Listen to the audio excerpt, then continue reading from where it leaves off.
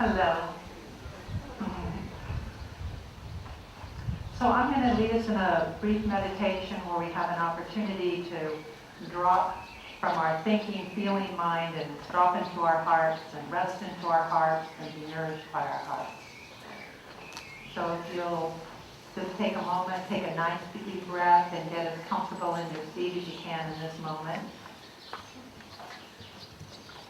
And if you feel comfortable, shut your eyes, and if not, just let them drop sort of into a half-mast position.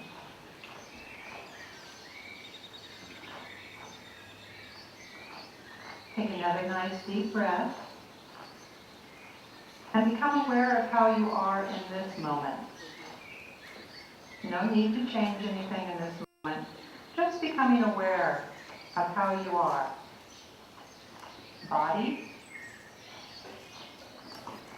How's your body doing?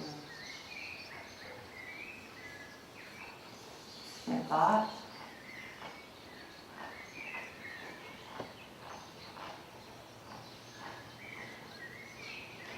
What's going on with your feelings? How are they doing?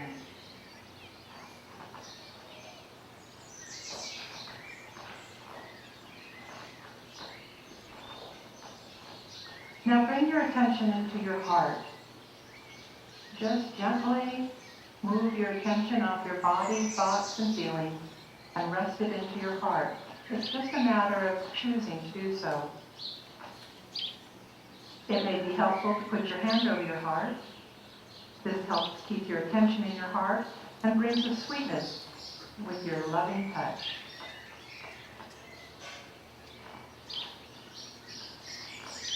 You have this moment to yourself. Without knowing how to do this, easily follow my words. Just for this moment, release your thoughts into your heart.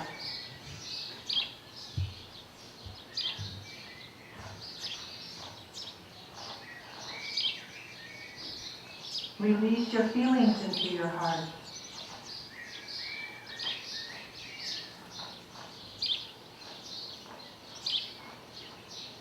Release your past into your heart.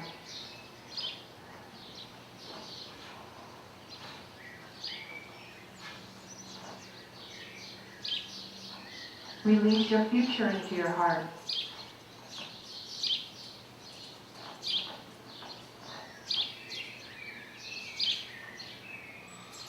Release anything that may have a grip on you in this moment into your heart, just for this moment.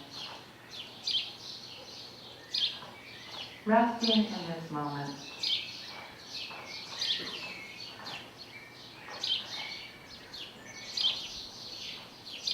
Receiving what is here in this moment in the open space of your heart.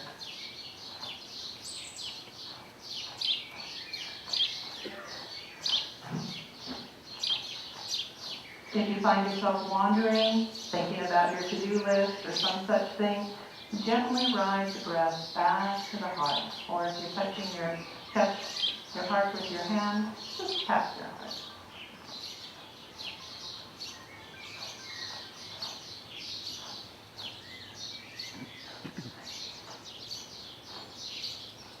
Let yourself become aware of a natural, genuine appreciation for this moment, for your life as it is in this moment, this second. You don't have to create it. You'll find it sitting in your heart with you.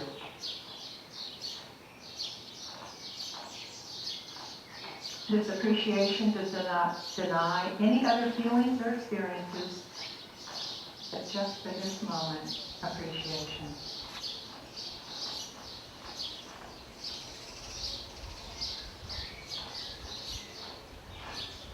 It doesn't really matter if in the next moment your mind spins, you're overwhelmed by feelings, and your external life is crap. So what? Right now, right here, appreciation, gratitude.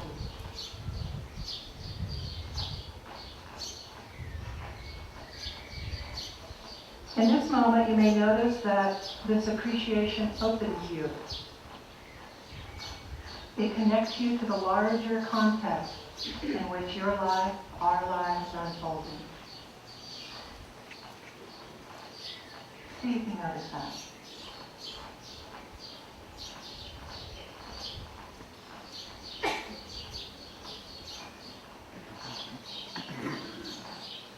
Just take a nice couple of breaths, conscious breaths, and just begin to gently wiggle around. When you're ready, open your eyes, bringing yourself back to surroundings here in your chair with all of us.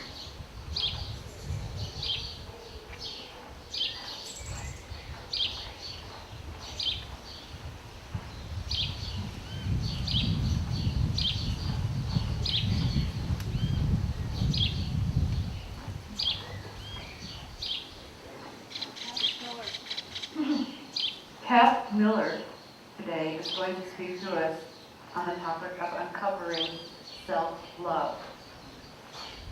The moon is always full, yet appears only full some of the time. However, perspective does not affect the actual moon. The inherent love you have for yourself is the same. It is always full, always here, and not affected by any perspective. She's going to talk to us about that. She has an MA in spiritual psychology and developed her intuitive and healing abilities along the way. For the last 20 years, she's been counseling, teaching, and consulting.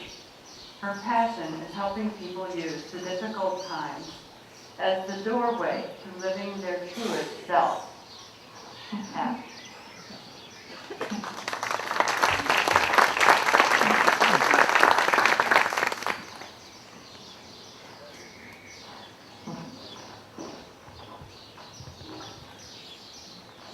My personal experience of self-love and loving myself has developed over the years, of course. In the past, and still sometimes now, what I mostly find is that I wanted to perfect myself. I thought that if I could get myself together enough and do things perfectly enough, that then I would love myself and that others would love me. And it turned out not to be the case. It was a little disappointing at first, and then I had this aha moment where I discovered that the way I had it set up, I was screwed because there was no way to be perfect enough in order for you to love me or for me to love myself. In fact, the way I had it set up was you could criticize me and my inner critic could criticize me, and then I would know what I need to work on. So I was just constantly trying to get better and better. So in this aha moment of realizing there was no way this was going to work out, it was endless. As I've already been doing for 20 or 30 years, it was endless. I realized that this was a great gift, this aha moment, because it served up to me on a silver platter that this gig is over, this won't work.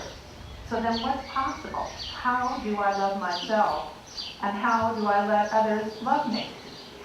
It's a big question. It started me on a path that has taken me to standing here today, we'll say.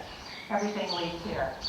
I was lucky enough years ago to meet a spiritual mentor, Ajijic, my spiritual mentor, who helped point me to what I'm going to be sharing with you today. As I got ready to do this talk, I noticed that up came perfection. I wanted to do it right. I even went as far as I wanted to be the best speaker that had ever been here. That indicated to me, having a medium IQ, that something was screwing. Something wrong with this picture if I have to be the best that ever was here. So I took that moment to actually stop. Stop moving, just stop. I saw that thought, and I dropped underneath it. I'm going to be discussing this off and on today about going underneath.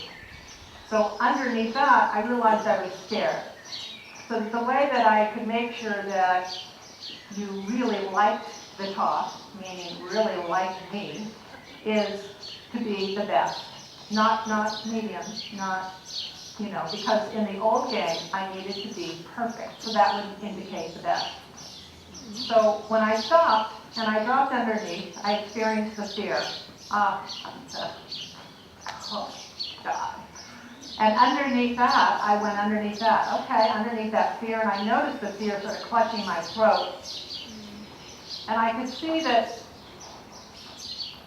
underneath that, I'm just kind of reenacting the experience in this moment. Underneath that, I experienced care, a deep, deep care for myself. Not in words, not like, oh Kat, you're going to be fine, you're going to do a good job, but like spacious, open care. Just holding me. And in that moment, the fear, as those two met, dismantled itself. And then so did the story of having to be the best. Doesn't mean I didn't prepare, I did. Doesn't mean that my toenails aren't perfectly polished, they are. But it does mean that, at least in this moment, and maybe it'll rise again even during the talk, the fear will come up, and I'll just rest in the moment, drop the story, and be present. So that's what I've done to prepare. It was great to see it because it kept coming, periodically throughout this. So, I like the metaphor of a moon. I've been writing for the last couple of years on this topic. And it started with something that Gandhi said. She said, if you're willing to know yourself, you love yourself. Right. Curious. Is that true? Sounds good, but is it true? It started me on an investigation because it was, you're willing to know yourself. Willing being one of the components. For a while I took out the component of willingness. I kept it just, if you know yourself, you love yourself. But it wasn't exactly what she said, and she tends not to use extraneous words. So I looked at what willingness was. And to see that it wasn't, because again, my tendency towards perfection could grab on. To know yourself, okay, now I will know myself. But in the willingness, just the openness, just the willingness to know myself, I would find love. That's what she said. She tends to speak the truth. So I started an investigation and writing, which is not my forte. So that was a surprise in itself. And I like this metaphor of the moon. The moon is always full, yet it appears only full some of the time. Some of the time it's under clouds. Some of the time it looks like a sliver, it's a half moon. Sometimes we don't see it because we're not even out in the right place to see it. It matters if we're standing in Timbuktu or Ajijic when we look at the moon. But the actual moon itself is full all of the time. It doesn't care about the perspective that we have, where we're standing, who sees it. It's always full. And I like that metaphor because I see that self-love is the same. It's always here. It's always full. It doesn't care about perspective. It doesn't care if we were a mean bitch, beat our kids, did awful things, are impatient, any of the horrible things. The self-love that we have for ourselves, and we're going to go through it a little bit, try to get a little bit of an experience of it going, at least a taste, is bigger, closer than just about any experience we have, but we don't pay attention to it. And I'll go through in a little bit about the ways that we do experience this love. What we tend to do is we have an experience, like when we see a sunset, and you come around the corner, and it's just such a surprise, and you're, and then you start comparing it to the one in Hawaii and the Caribbean and last week's. So it vanishes pretty quickly. The thinking mind comes in and co-opts what was just this, wow, moment.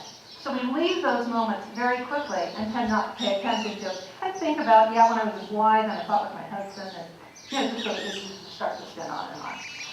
And we can bring our attention back to the sunset. So what I also like about self-love, since I was somebody who tried to change myself in order to get perfect, as I said, is that it's not about changing anything so that you can love yourself. Not anything, not your circumstances, not your thoughts of yourself, not your health, not anything, which is really good news because like most of us, we've been trying to, change things. And we don't have to in order to experience self-love. Nothing is actually needed except for, and we'll talk about that in a little bit, which is just basically paying attention. You also don't need to accept yourself. And this is really good news, because most of us don't accept ourselves. We accept this, but not this. A little bit of that, but not too much.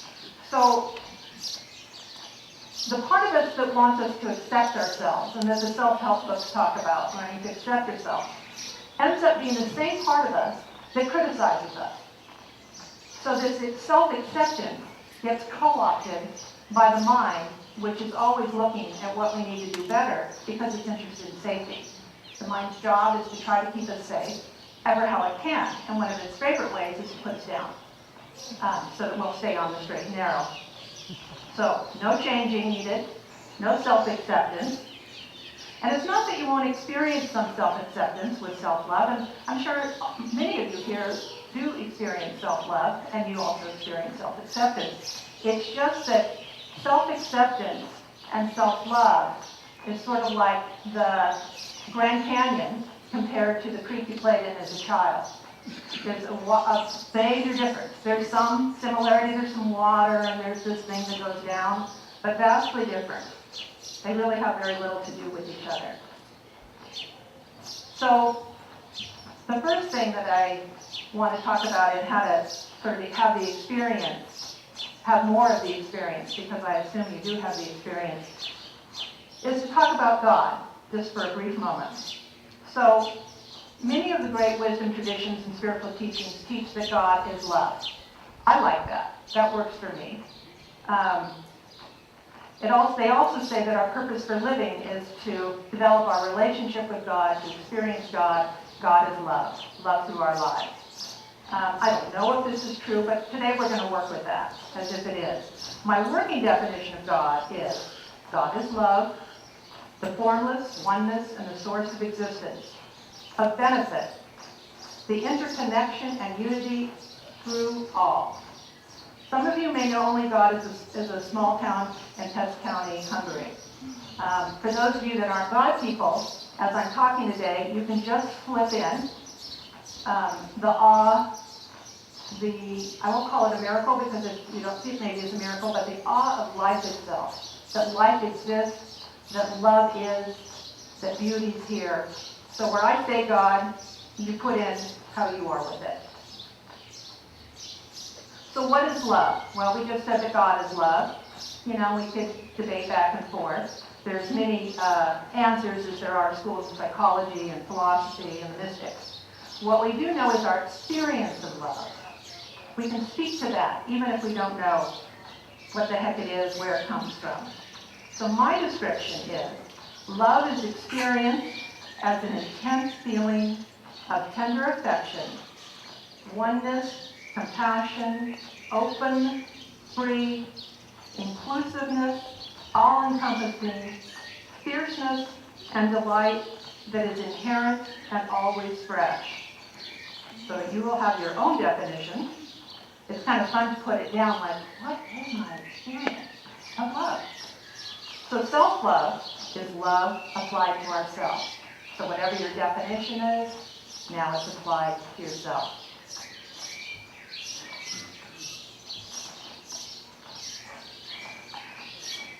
So as I said, we don't need to know the truth of who God is or where love comes from to experience the what so of love. We each have enough information, enough experiences to let ourselves express love through it. Now we all experience self-love. Mostly, I want to talk about love for a minute, sort of the bigger container. So the love that we can tap into, it's not about fixing or changing or accepting, getting a good life, a better story, is always present and can be discovered in the heart. It can be discovered really anywhere, but it's easy to discover it in sort of the metaphorical, the spiritual heart. We experience moments of love through sort of its rays. If we have the sun, we have love be the sun, and then the rays be sort of essential qualities. The essential qualities, the Sufis have a list of like, I don't know, 10,000 of them or something. But they're compassion and joy and creativity and openness and freedom. So we all have those experiences throughout the day, actually, certainly throughout the week. Those are the experiences of this love in its rays, not necessarily turned towards us. So it could be compassion for ourselves. It can be joy with ourselves, the experience of openness. What generally happens in those moments, the brief moments, is it gets co-opted. Again, it's a word I'm going to probably use a couple times today. Those moments get co-opted by then trying to be compassionate, trying to keep joy, trying to feel more open, express more openness. But in the moment of when they arise, when those feelings arise, they just arise naturally. You know, you hear a story, you see a dog, you heard a friend of yours is ill, you just listen, well, that's it. And then the story comes in, oh, I need to go, oh gosh, no. So those are some of the ways. The other is when we're in beauty, and we're blessed here in Ajijic to be surrounded by this changing beauty all the time. So it's so much easier. We're very fortunate here. In moments of beauty, you notice there's a quiet moment when you come upon the triple hibiscus. And then the mind kicks in, and you go about your day. The opportunity is actually to spend more time with those moments when they happen. Just let the mind fall back. Just fall back into its heart like we did in the opening meditation. And just rest. Okay, mind, I hear you. And just see how it expands. Well, that can also be with ourselves. So we experience it more with other people or situations or great beauty. We experience it with the birth of our child, the birth of the grandchild, a sense of love for those around us. We get those moments you just, oh my, the rightness of all. Seeing your son and your daughter just brings up this rightness, this oneness, this deep sense of care. Well, that's it. It's just now we want it to go towards ourselves some of the time. Maybe all the time. Crisis, big time of experiencing this love. Because in the moment of crisis, what happens is we get unhooked from our normal way of thinking, seeing, perceiving, and we have that moment where everything stops. Then it picks up again. But in that stop moment, sometimes what we notice is a preciousness, a deep preciousness for life, for the relationship we have with whoever it is and want to continue to have, or we're leaving a relationship. A crisis allows us to get out of our usual way. So in all these examples, what I'm giving is times when the mind rests. And then what we experience under the mental chatter or the typical emotional feeling is something. That something, the open, spacious love, joy, compassion, any of the list. There's lots of them. We don't consider those love, but we actually, most of us spend quite a bit of our time trying to cultivate openness, joy, compassion, kindness, freedom, peace. What's a little bit radical about this view, and I won't have time to really talk about it too much today, is to realize they're actually here always full. We tap into them. We don't create them. We don't need to create them. We yearn to create them because we yearn to experience them, because they are inherent. I've discovered this with my clients, with myself over the years. They're just right here, full, ready, fresh, not needing anything. When I try to cultivate, loving kindness or something, that can really bring out the bitch. Not a good cultivation. Aha moments is another time. You have an aha, mind stops, feelings drop back. Wow. Something comes out of an aha moment. A fresh thought, maybe even a fresh idea for an action. Without thought. You didn't go, oh, well, yeah, now that makes sense, because if you did that, and you put that with that, well, then that goes really well with that. Nuh-uh. You just, wow, I could. We all have that. We just don't pay that much attention to it. So, What will self-love give you? It's really not that it will give you so much, it's what you'll lose. You lose the feeling that something is missing deep in your gut, like always missing no matter what you're doing, who you're with, how happy your life is, how together you are. You lose the repetitive thinking that says I'm broken and I need to be fixed. You lose trying. I'm a really good trier. Man, whew. Try. Not so much now, which is blessed. You will lose the trying, the hoping to get your relationships, your work, your retirement, your self-esteem, your future, your circumstances to bring you the missing love or happiness. That's a really good thing. The other thing that's really important is you will not be so afraid when the failures come. They do. You can't stop it. They always come, you know. The wind blows things into our lives. It's not to say you won't be sad or hurt or grieving or full of action, of things to do. It's just that you won't be terrified that if it doesn't work out, if you don't get what you're trying for, if you lose what you love and have, you won't die. It's not a literal death, but it's a sense of dying. I have to have it this way. So in self-love, when you tap into it, it doesn't have a problem with failure. It isn't trying to get you to succeed.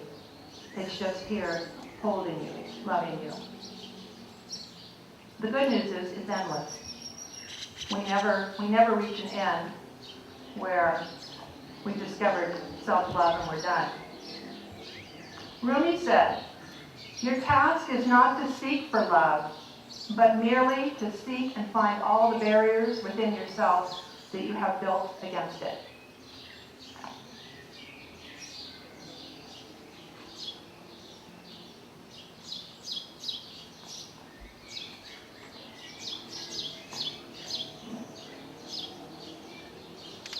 So I want to take a look at some of the barriers. Fear is the big one. And then underneath that we'll have some ways that we're going to look at fear.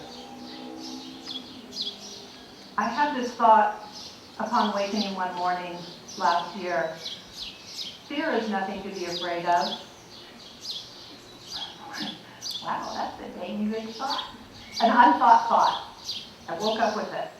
The day before, I had been working with a client, and she was terribly afraid, shakingly afraid. We were just having a conversation, a session. She was not afraid of a tire getting her, or of a train coming down the tracks and her foot getting lodged in the track and not being able to get off the track.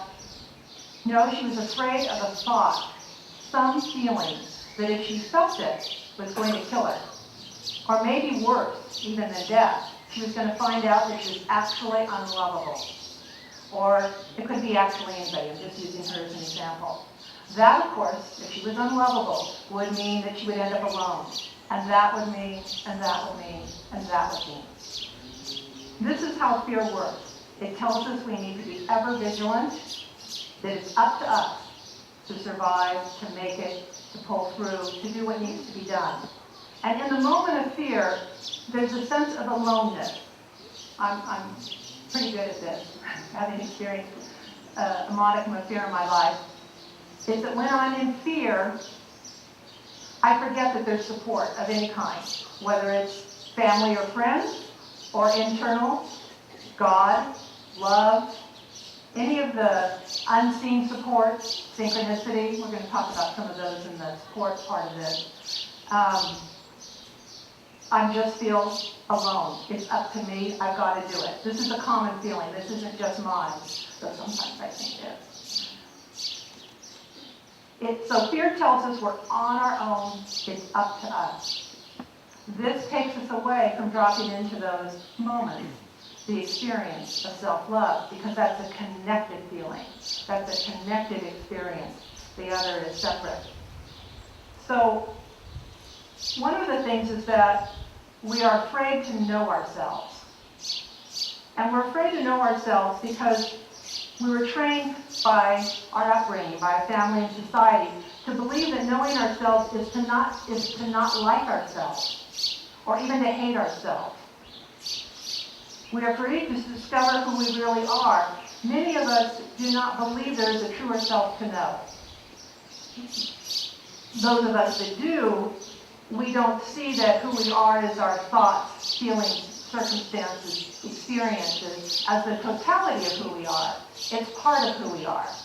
But if we think it's who we are, that we're our thoughts, feelings, experiences, circumstances, the story of our life, then we're scared. We don't really want to know more. We don't want to see more. We're in a narrow focus. It's helpful at times to be in that narrow focus, but not in the case of this. So,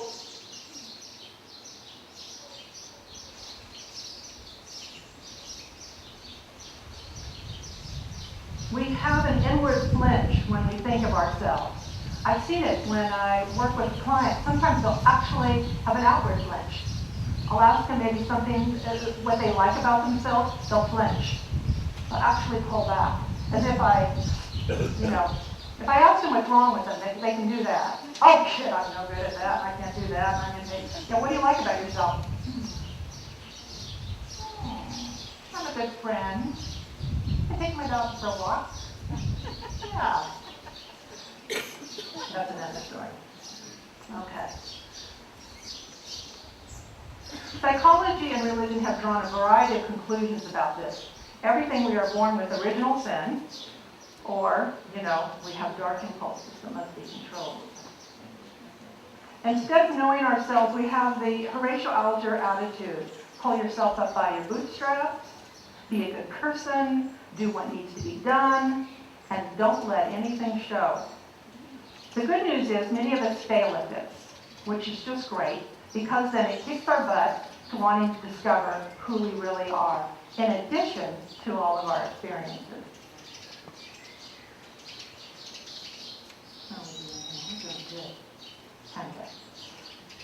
I was going to have you do a little experience, but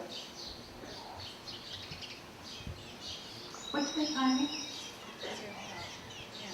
Oh, crap. I don't have time for you people. I can't get through this. Okay, so what I'm going to do, we're not going to have an experience. Sorry. This is just going to be an overview. Hey, maybe blessedly. Thank God we're not going to have I can take 15. Yeah, I got a lot. I got 3 hours here. How are you doing for the rest of the day? Sheesh. Oh. Okay, so let me just the other thing is we're afraid to feel our feelings. Most of us grew up in homes and households where feelings were learned to be pulled away from. If we grew up with a parent that was an alcoholic, or a parent that had rage, or a parent that was even detached. Abuse, of course, would be lovely. That would just sink this whole thing in wonderfully, of being afraid of feelings. So what we learned to do is we came up with coping strategies in order to not feel our feelings, because it appeared that whoever had the most feelings in the home won. So if one of your parents was a rageaholic, everybody crept silently. They had no feelings, they had no needs. That's smart. That's the way to do it. Occasionally, there's the black sheep of the family. They rebel against that, but we won't go into that. So feelings look scary. They look big. Many of us as children experience big feelings, too big for us being so short, so young. So when feelings are like, yuck, some of them are terrifying. We're afraid that if we actually feel them, they will kill us.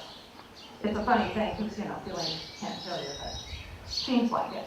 The other thing is we don't have an understanding of sort of the function of emotions. And this is this makes us a machine for a moment, but I find it very helpful. I use it a lot in my work. So emotions are indicators of actions that need to take place. Emotions are indicators of actions that need to take place. So if you're feeling angry, angry is communicating something to you. It's telling you a boundary or a moral has been compromised. if you take in the message of what it's telling you, and then you look at, is the boundary that I have set current, or is it something for 20 years ago that I'm still holding to be true? You get it current, you put whatever you need back in place, anger dissipates. You don't have to work on anger going away. It wants to have its message heard, and then it retreats. It's just a messenger, a very potent messenger. So this is, I won't go into the other feelings, but they all have something that they're asking of us. So we don't have to be afraid. The good news is we have them. They're telling us something very important about our lives.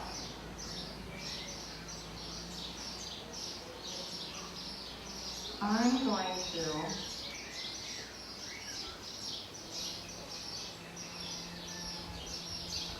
going to have to pick and choose here. Okay, I'm going to do one more.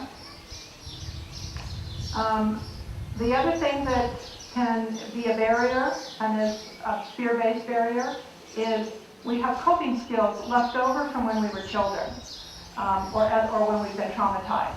And we're still utilizing those coping skills. By now, I'm sure all of you understand what a coping skill is. It's something you do to get through something. And we develop them when we're very young. We have some experiences, and we make decisions. I'm not going to feel that again. I'm not going to touch that. Oh, I'm more detached, I think. Oh, do avoidance. So we come up with these, and we're still using them. They were helpful then. Thank God we have them. I used to work with adult survivors of childhood trauma in a major way in a residential treatment center. I was actually co-clinical director there for a while. They had horrible experiences. The coping mechanisms, fantastic. I would find myself frequently saying to somebody, oh, thank God you utilized attachment. Thank God, you were afraid to love. Thank God you have dissociative disorder. Whew. Now, not so helpful. They hinder us. They get in our way. They don't let us be in the present moment. How am I doing? I think like I'm going awful fast. You guys good? This was gin. As my mother would say, it'd be good if this was gin. No, I'm not. I wouldn't make a joke about it if I was, I don't think. So let's go to the supports. What supports us in having the experience of self-love? The first is to know what we really, really, really want. To know what we really want that has no second, third, and fourth on the list. I was going to lead you through that too, but I'm not going to get to do that. But the way this sort of works is the first time that I did it, what I really wanted was a house in the country. And the question is then, what would that give me? What would that give me? Well, it would give me a place to call my own, and I could grow my vegetables, and get flowers, and have friends and family. Sounds good to me. And what would that give me? That would give me a sense of safety. And what would that give me? Oh, it would keep the bad things from happening. Big old sense of safety. Now we got safety with big S. I was curious. Surprised, actually, because I've always thought, it's just about family and friends. So, safety in a big sense. Whew. Under that, what would that give me? If I was able to get that kind of safety, what would that give me? Peace. Peace. Peace that did not come and go based on circumstances.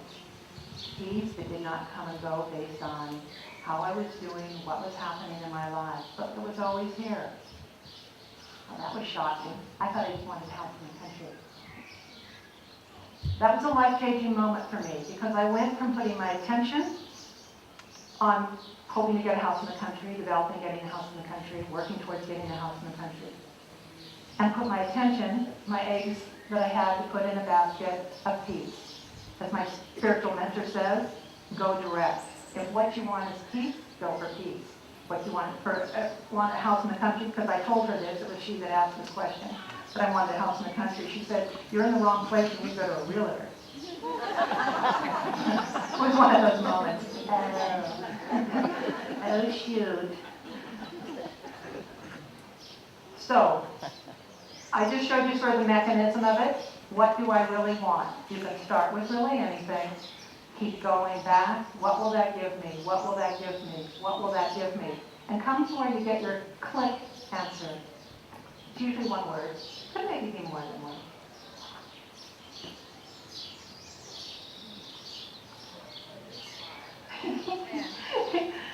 Okay, here we go.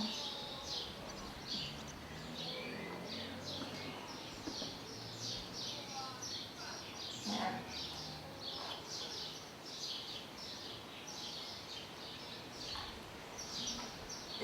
The way to experience self-love for ourselves is to be with whatever's on our plate in our life. A lot of times we don't want what's on our plate. We don't want to age, we don't want to do less, we don't want to wrinkle, we don't want to not see our grandchildren, we don't want there to be violence here, we don't want a lot of things. We don't really, our plate feels like there's a lot of effort in it and trying and figuring out. But it's the clearest, fastest way, because with whatever's on our plate, we can actually, of course, there's also joy and all kinds of good things on the plate, but these are things that we don't want on our plate. We can actually be with them fully and do basically what I just did with what do we want. You can drop under them. What's the worst case scenario? What will happen if I age? Underneath that, I'm afraid to age. I'll lose my sense of self.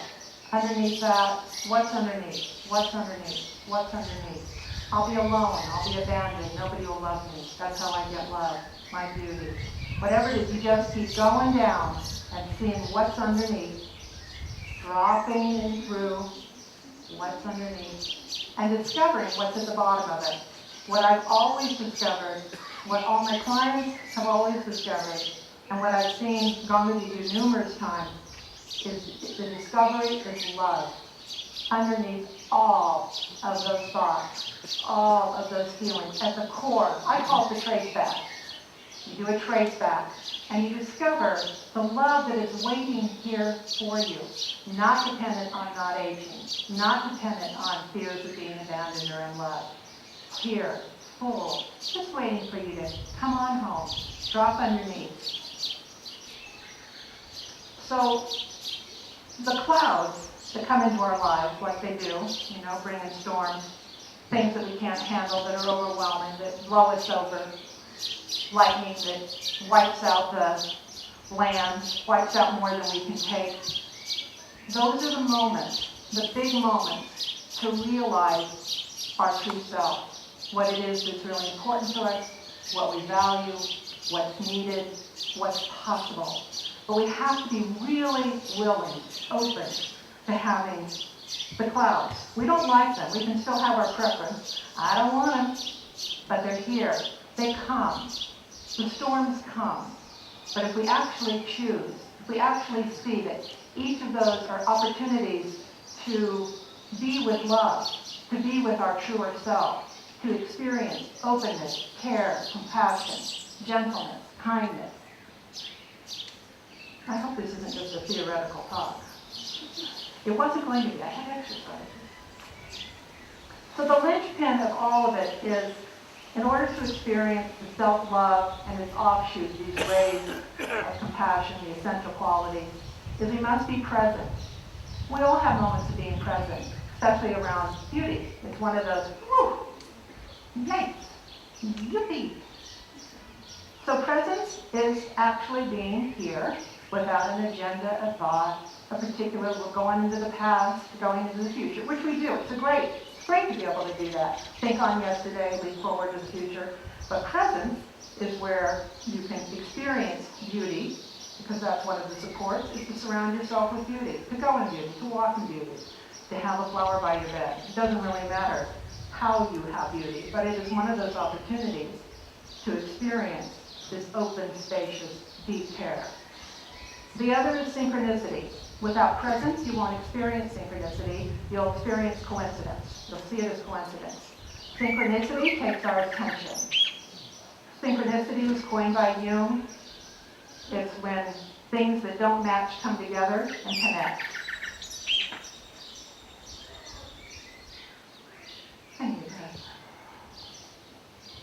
Without synchronicity, you will overlook the support and guidance that is coming into your life. The last one I'm probably going to talk about is attunement. Attunement is the little opening meditation we did as part of attunement. I learned the full attunement, which is called, and the Sufis call it remembrance. The Christians call it the prayer of the heart. There's a Russian mystic tradition. There's many groups have it. And it's where we drop into a relationship with our heart and the divine at the same time. So what we did in the opening was we dropped into our heart. And we rested there for a moment. But the attunement or any of these other mystic traditions, you drop into your heart and you are visited upon. You are in relationship with the God of your heart. And remember, I'm using the word God. You can fill in and use the word that you would like to use. That's very important because when we cultivate a relationship with our heart, that's where we discover our truth and what's important to us and what we deeply value. That's underneath what we think is important to us, what we think we value, what we're sort of doing day to day. I'm actually going to offer attunement, a little 2-day, two 1.5-hour meetings here at LCS, free, because I wanted to offer something more fully that would tap on to what we're doing today. So here's a sign-up sheet over on the corkboard. 2 minutes. Okay. Okay, well then, fine. I want to leave you with this quote before we get into questions. In all of life, love is seeking to discover itself. We come into this world and we experience a profound forgetfulness. I can't read the rest of this quote for a moment. That's a way to get yanked off the stage. We experience a profound forgetfulness. We are asleep. Everything that happens from then on is the process of waking up to the fact that love brought us here, that we are loved by the beneficent, unseen reality, and that the core of being is love. The whole purpose and meaning of creation is to discover the secret of love. This is by Kabir Helmensky. He wrote The Knowing Heart. Thank you. I really appreciate your attention and your time and this opportunity.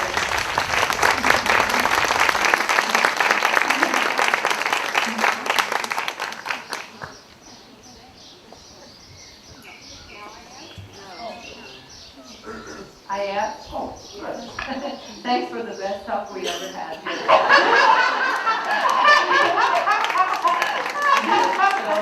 We do have some time for some questions, and I'm sure there are some. If someone will bring you the mic if you raise your hand. In the meantime, I'm going to ask you one thing. Yeah? We were told growing up if we love, and I hear this a lot these days in ultra-rightist talk. You can love yourself too much and be conceited or, Yeah. What about that? It's a lie. Okay. It's a flat lie. Like when we discovered that the world was round instead of flat, it's a lie. You can't love yourself too much. You can be full of yourself in a particular way, but that's not love. We were told when we were growing up. My mother used to say to me, don't talk up. Don't. If I said, I really like, that I can dance, or, whatever it was, some little kid thing, she'd say, now hush up, if we were in front of people. Now stop that. Don't make a big deal of yourself. That's how many of us were raised. Don't say I'm good at this, or that. Boy, can I read. Boy, I can draw parrots like nobody else can draw parrots. It's a different aspect of it, but it's a lie. You can't love yourself too much.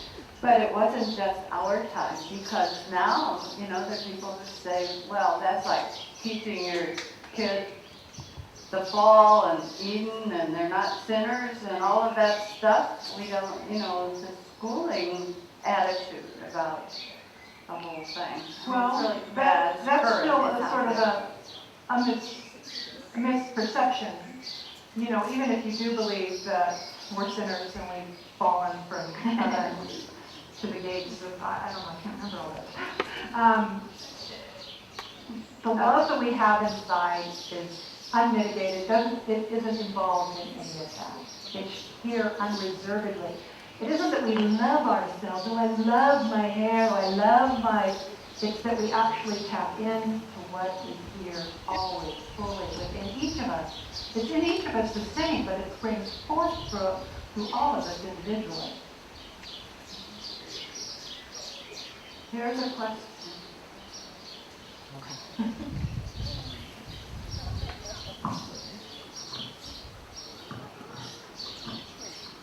He always says to me, make it short. You know what? I don't like it. I don't like it. My self-love is coming out. I don't like it. That's not necessarily self-love, but go ahead. Well, I'd like to plug into what Margaret said. I think there is, and I have 5 grandchildren, I think there is a turn away from what you just spoke of. Children being taught from the time they're 2 years old, oh, you are eating very well. Oh, you are drawing very well. And they are taught that they are quite wonderful. To me, I think the most important thing to teach a child is their uniqueness. Yeah, that sounds good. You know, I would add on to that what's wonderful to help a child do is to discover how they feel about their eating or their drawing. You know, you're right. You're the best drawer that ever was. Well, that's highly unlikely. But we can help our kids to see their own. So that again is sort of tapping into that. It's not working out, this telling kids they're great. We're seeing that kids are having a hard time. Not overall. A large percentage of them are having a hard time. Anybody else? Questions, comments?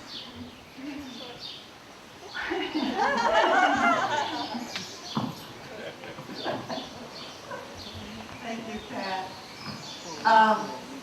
So, is it self-love if one loves themselves and sees themselves in their perfection and yet sees all the imperfection in other people? Well, I think everybody's an ass. Yeah, it's fine. That is not self-love, right? We're evaluators. I could go through this, like your jewelry, you know, I like the color pink, you know, I don't like this, like your haircut needs to change it.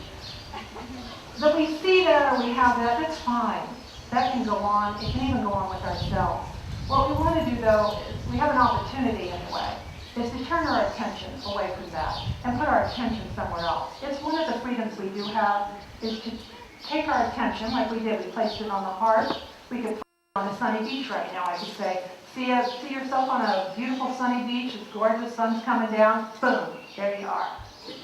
We can place our attention so that we see what's wrong. We don't want to spend too much time there, especially at this time of life. How do you discover, oh, screw it. You may always be impatient. You may always, forget people's names. You may what the hell? When you're younger, it felt like maybe more important, but we have our attention placed. Here's a question in the gazebo. Well, this isn't really a question, it's a couple of comments. What I've heard a couple people seeming to have a little fear about love, I would describe as narcissism, and that's different, very different, I believe, than the self-love of which you're speaking. My mother was a narcissist, and there was no room for anyone else to be so wonderful and so loved and so perfect. And that's not self-love. What that teaches you is there's no place for you, period. Right, and they actually don't experience self-love. That's why they need to take up all the room. Right. A narcissist, it's endless. Yes. It never gets, it's not a glass. It doesn't have a barrier. You can't fill it with orange juice, and now you have a glass of orange juice. You're right, it's endless. Narcissism and love, I know they get put together. That's sort of what you were suggesting. Can you love yourself too much? Or they don't belong. They're not in the same. No. Narcissism has nothing to do with love. Right. And my other comment, I'm sure almost everybody here knows it, but I think that there's one person who hasn't heard this, it's worth saying, and that is every moment is a gift. And that's why it's called the present. Well, thank you. And we have one time to wrap up, Yeah, but you may have the last word. I don't have one.